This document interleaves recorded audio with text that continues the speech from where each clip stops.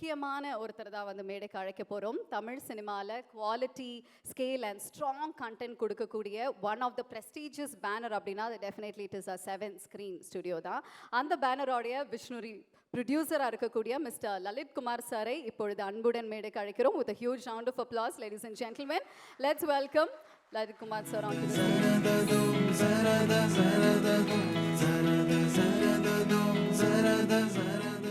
எல்லாருக்கும் வணக்கம். ஃபஸ்ட்டு வந்து சுப்பிரமணியன் அண்ணனுக்கு ஒரு தேங்க்ஸ் சொல்லணும். கிட்டத்தட்ட ஒரு 2 வருஷம் அவர்கிட்ட பேசாமல் இருந்தேன். நான் ஃபோன் பண்ணி கேட்டேன், ஆனால் இந்த மாதிரி ஈவெண்ட் வச்சுருக்கேன், நீங்கள் வரணுன்னு. நான் வராமையே நீ ஈவெண்ட் நடத்துவேன்னு கேட்டார். கண்டிப்பாக வந்துடணும்னு சொன்னேன். இன்றைக்கி அண்ணா வந்துட்டார். இந்த ஈவெண்ட்டுக்கோசரம் மட்டும்தான் வந்திருக்காரு, என்னால் தெரியும்.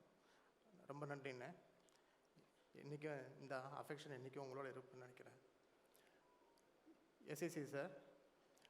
எஸ்எஸ்சி சாரை வந்து எனக்கு இன்ட்ரடியூஸ் பண்ணதே சுப்பிரமணியன் தான். ஃபஸ்ட்டு அவர்கிட்ட போய் இந்த மாதிரி லலித்னு ஒருத்தன் இருக்கான், அவன் நம்பி என்னாலும் பண்ணலான்னு சொல்லி சொன்னார். அதுக்கப்புறம் தான் போய் பண்ணேன். அதுக்கப்புறம் அவரோட நிறைய டிரான்சாக்ஷன் பண்ணேன். மண்டபத்தை என்கிட்ட லீஸ் கொடுத்தாங்க, மண்டபம் நடத்தினேன். அதுக்கப்புறம் அவங்க குடும்பத்தில் ஒருத்தராக நான் இருந்தேன். சார் என்றைக்கும் இதே மாதிரி இருக்குன்னு நான் நினைக்கிறேன். சார் செல்லமணின்னு என்றைக்குமே அவர் வந்து என்னை இன்னது வரைக்கும் லலித்தின் பேர் சொல்லி கூப்பிட்டதே இல்லை. அவர் மாஸ்டர் மட்டும்தான் கூப்பிடுவார். ஏன் அப்படின்னா, மாஸ்டர் ரிலீஸ்க்கு முன்னாடி லாக்டவுன் ஆரம்பிக்க போகும்போது ஃபஸ்ட்டு பெப்சிக்கு போய் 10 லட்ச ரூபா டொனேஷன் நான் கொடுத்தேன்.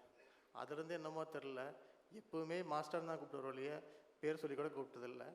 நல்லதுக்கிட்ட எல்லாத்துக்குமே அவருக்கு நான் ஃபோன் பண்ணி கேட்பேன். அது ஒவ்வொன்றுக்கும் ஐடியா பண்ணுவார். சரி மாஸ்டர்னு தான் சொல்லுவார். இதுக்கு மேலே அவர் பேசுனது எதுவுமே இல்லை. தானே சில டைட்டில் வந்து டவுட்டாக இருந்துச்சு அப்படின்னா அவர்கிட்ட தான் ஃபோன் பண்ணி கேட்பேன். ஏப்பா இப்படி பண்ணுற, இது சரி வராது, நல்ல டைட்டிலாக பாருன்னு சொல்லுவார். அந்த கைடன்ஸ் வந்து என்றைக்கு இருக்கிறனால தான் தானனை கூப்பிட்டு இன்றைக்கி கூட வந்திருக்கணும்னு நினைக்கிறேன். நான் வெற்றி சார் ஃபஸ்ட்டு அக்ஷயை கூட்டிகிட்டு உங்கள் ஆஃபீஸ் தான் நான் வந்தேன். கண்டிப்பாக நீங்கள் சொன்ன கதையை கண்டிப்பாக பண்ணுவேன். அது உங்களோட பயோபிக்காக தான் இருக்குன்னு எனக்கு தெரியும். அந்த பயோபிக்கு எனக்கு மட்டும்தான் தெரியும் விஷயம். அதனால் கண்டிப்பாக அக்ஷய் வந்து அந்த பயோபிக்கு பண்ணுவாப்பில் கண்டிப்பாக. ரஞ்சித் சார், நான் வந்து ரைட்டர் டைரக்டருக்கு ஒரு சான்ஸ் கொடுக்க போகும்போது மொதல் ஆஃபீஸ்க்கு வந்தீங்க. எங்கிட்ட இருக்கிற அசிஸ்டண்ட்டுக்கு நீங்கள் சான்ஸ் தரேன்னு சொன்னீங்க. அவரும் நிறையா ஹீரோ போய் பார்த்து கதை சொன்னார். எதுவும் செட் ஆகலை.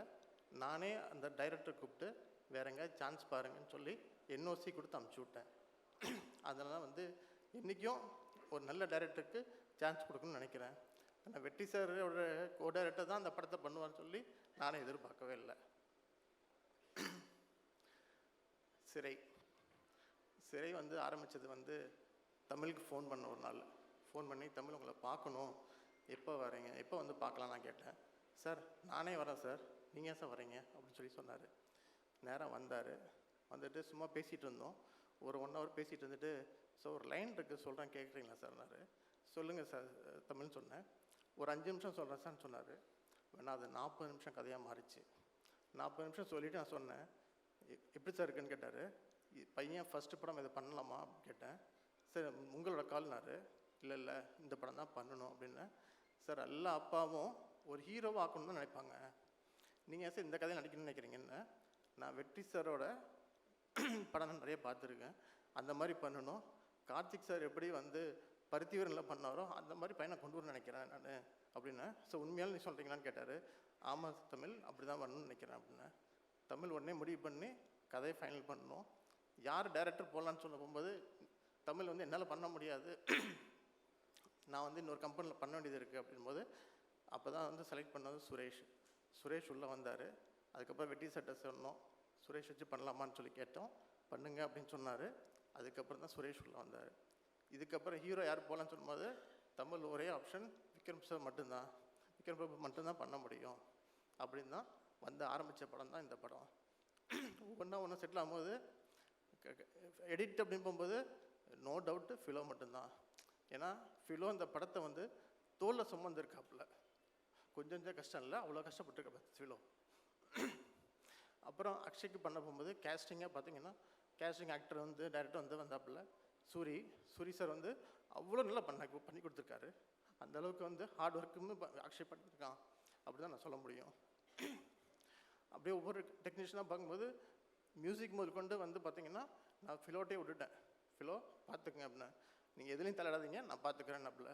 இந்த படத்தை மொத்தமாக நூற்றுக்கு நிப்பாட்டினது ஃபிலோ அப்படின்னு நான் சொல்லுவேன். நான் மாதேஷ் கேமரா, அப்படி பார்த்தீங்கன்னா என் டீம்லேருந்து அருண், மணி, அருணோடது பயங்கர இது, ஒவ்வொரு inch by inch line by line இந்த டைலாக் ஃபைனல் பண்ணிட்டு வந்தாப்புல. இந்த மாதிரி பண்ணி தான் ஒன்றுன்னா இந்த படத்தை வந்து முடிச்சு கொண்டு வந்தோம். இன்றைக்கி 7 ஸ்க்ரீன் ஸ்டுடியோ அப்படின்னு சொல்லி இன்றைக்கி உலகம் ஃபுல்லாக தெரியுது அப்படின்னா அதுக்கு ஒரே காரணம் விஜய் சார் மட்டும்தான். இன்றைக்கி விஜய் சார் வந்து அன்றைக்கி ஒரு மாஸ்டர் கொடுத்தங்காட்டி தான் அதை கரெக்டாக அந்த லாக்டவுன் டைமில் போய் சேர்த்தன ஒரு ரீசன் தான் வந்து லியோ ஒன்று பண்ணேன். லியோ பண்ணதுக்கப்புறம் இன்றைக்கி இண்டஸ்ட்ரி ஃபுல்லாக பேசுது அப்படின்னா அதுக்கு அவர் மட்டும்தான் காரணம். சார் இன்றைக்கி தான் நான் உங்களுக்கு நன்றி கடன் படுவேன். நான் எப்பவுமே அந்த இது எப்பவுமே இருக்கும் என்கிட்ட. ப்ரெசன்ட் மீடியா, இந்த ப்ரெசன்ட் மீடியா பொறுத்த வரைக்கும் ஒரு நல்ல படத்தை எடுத்துருக்க நம்பிக்கை இருக்குது. இந்த படத்தை கொண்டு போய் சேர்த்துறது உங்கள் கையில் தான் இருக்குது. நீங்கள் போய் மக்கள்கிட்ட சேர்த்துறது உங்களோட இதுதான் இருக்கும். நீங்கள் கண்டிப்பாக சேர்த்துருவீங்கன்னு ஒரு நம்பிக்கை இருக்குது எனக்கு. பண்ணி கொடுத்துருங்க. Thank you very much. ஆக்சுவலாக ஒரு சர்ப்ரைஸ் இருக்குது. அந்த சர்ப்ரைஸ் வந்து வெற்றி சார் தான் ஃபைனலாக சொல்லுவாருன்னு எதிர்பார்க்குறேன். அந்த ஈவெண்ட் முடிகிற போது பண்ணிக்கலான்னு நான் நினைக்கிறேன் சார். அந்த மாதிரி வச்சுக்கோங்க சார்.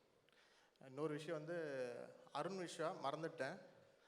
அருண் விஷா வந்து நான் 96 அப்போ வந்து சேதுவோட ஆஃபீஸில் பார்த்துட்டு அப்போ சொன்னேன், என்ன சார் அப்படின்னா ரிலீஸ் அப்போ பேசிகிட்டு இருந்தோம். அப்புறம் 7 ஸ்க்ரீனுக்கு வந்து க்ரியேட்டிவ் ப்ரொடியூசராக வந்தார்.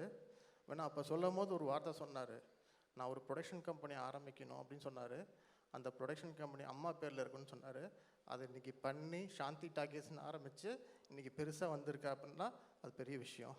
சுரேஷ், நல்லது கெட்டது எல்லாத்துக்கும் உங்களுக்கு ஃபோன் பண்ணுவேன். இன்றைக்கும் சுரேஷ் புலம்பணுன்னா எங்கிட்ட தான் புலம்புவார். நான் எதாவது புலம்புனாலும் சுரேஷ்ட தான் புலம்புவேன். இன்றைக்கி அது போயிட்டு தான் இருக்குது எப்போவுமே.